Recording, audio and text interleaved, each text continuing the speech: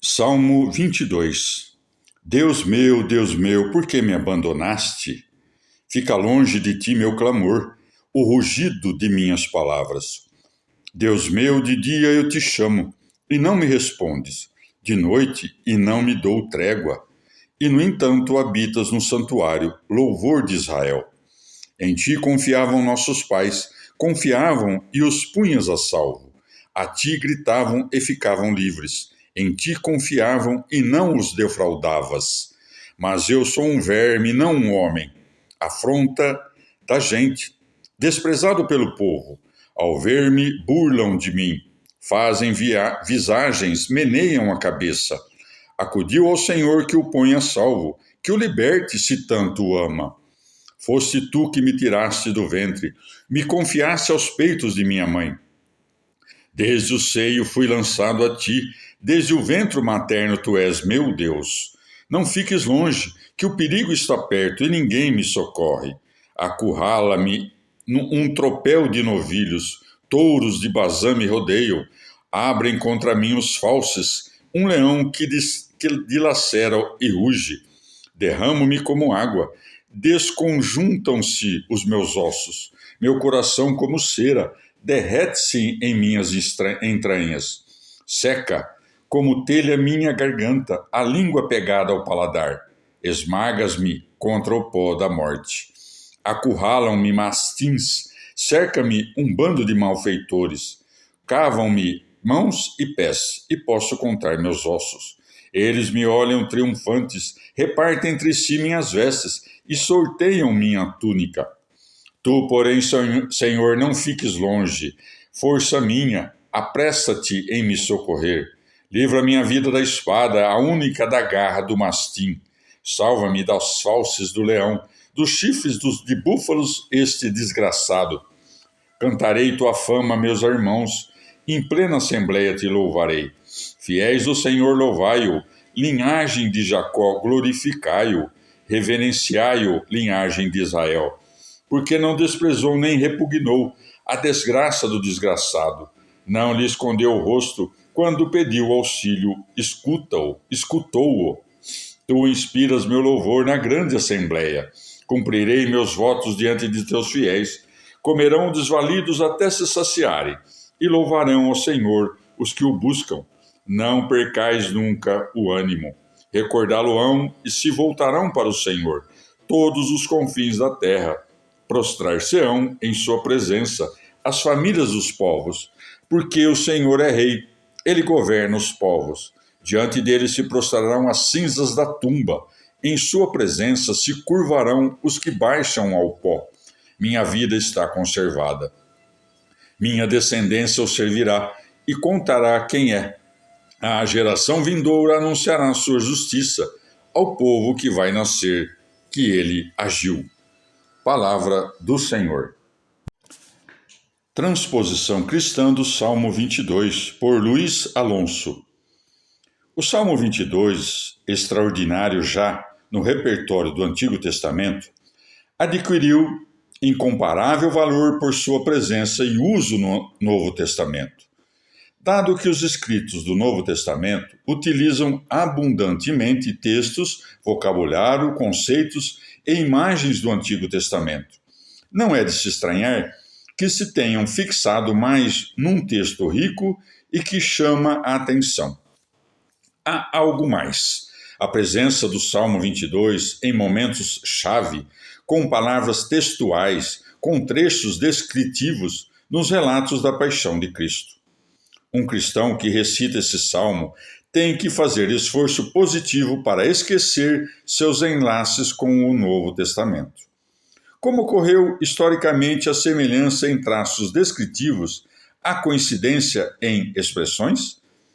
Houve época em que se atribuía sem crítica o salmo a Davi, o qual, com o espírito profético, teria vaticinado até em detalhes a paixão de Cristo. Quando muitos dos santos padres falam de o profeta, referem-se a Davi como autor presumido dos salmos. Essa solução tão simples não pode subsistir sem mudança após o estudo crítico da Escritura. Numa etapa ainda se detém Davi como autor do salmo, mas o sentido profético do poema se explica por caminhos menos simples, que se estimam mais convincentes. Delitzsch pode ser expoente de um tipo de explicação parcialmente crítica, mais completa e aceitável, embora sem renunciar a Davi como autor. Resumo algumas explicações do autor. A. Deus que guia e modela o anúncio profético, como profecia em palavras, modela também a história de modo que seja profecia em fatos. B. A expressão literária dessa experiência de Davi submete-se ao recurso poético da hipérbole. Aporta um plus ou excesso expressivo ou descritivo aos puros fatos. C. Esse excesso é assumido pelo Espírito em função profética. Pela ação de Deus, um fato da vida de Davi é figura. Pela ação do Espírito, um salmo de Davi é profecia. D.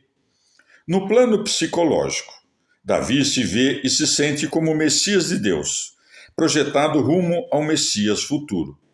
Em virtude dessa consciência, pode contemplar idealizadas suas provas e suas esperanças, alargando-se rumo ao Messias futuro.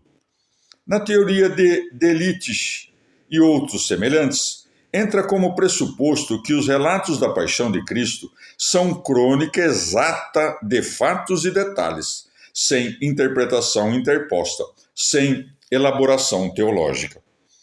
É isso que a exegese atual dos evangelhos não pode aceitar, e, em consequência, a explicação cristã do Salmo segue caminho mais humilde e talvez mais profundo.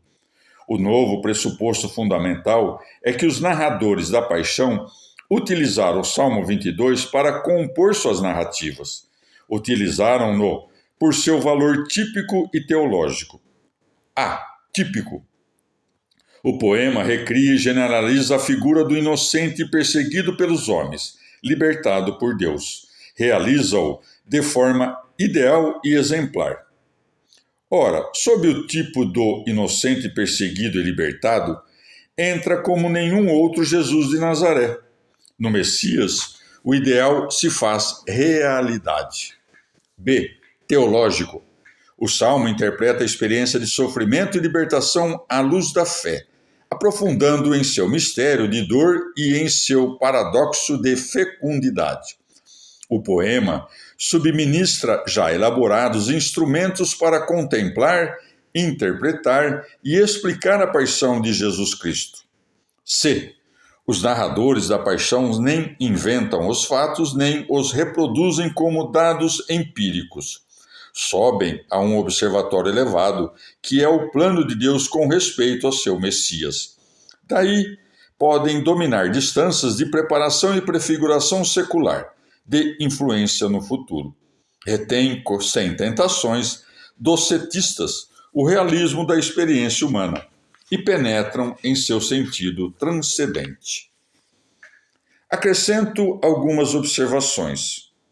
Referido a Cristo, o orante não morre, ainda que se sinta próximo à morte e sem recurso.